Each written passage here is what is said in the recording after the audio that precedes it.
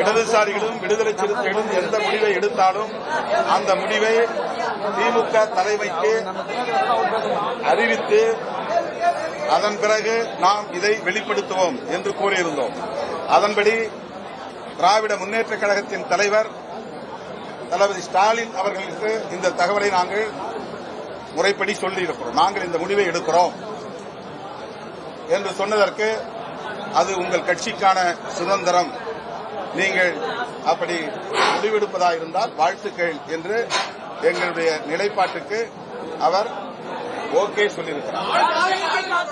அவர் ஆரம்பத்திலிருந்தே சொன்னார், திரு விஜய் அவர்கள் ஆட்சி அமைப்பதற்கு நாங்கள் ஒருபோதும் இடையூறாக இருக்க மாட்டோம் என்று சொன்னார்.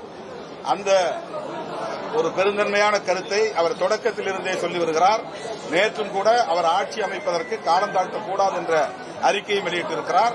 இந்த நிலையில் விடுதலை சிறுத்தை கட்சியின் சார்பில் திராவிட முன்னேற்ற கழகத்தின் தலைவர், மதசார்பற்ற முற்போக்கு கூட்டணியின் தலைவர் ஸ்டாலின் அவர்களிடத்தில் எங்கள் நிலைப்பாட்டை முன்கூட்டியே அறிவித்துள்ளோம்.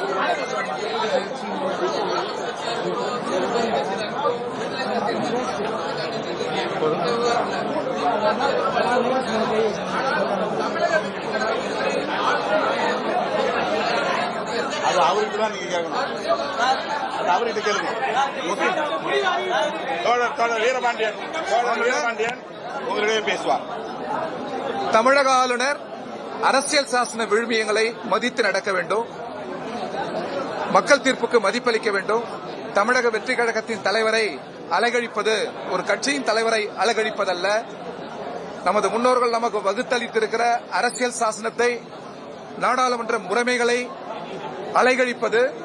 எனவே இதை ஆளுநர் உணராவிட்டால் மக்களின் கொந்தளிப்புகளை அவர் உணர வேண்டிய காலச்சூழல் ஏற்படும். எனவே சட்டத்தின்படி அவர் நடந்து கொள்ள வேண்டும் என்று இந்திய கம்யூனிஸ்ட் கட்சியின் சார்பிலும் எங்கள் தோழமை கட்சிகளின் சார்பிலும் கேட்டுக் கொள்கிறோம். வணக்கம்.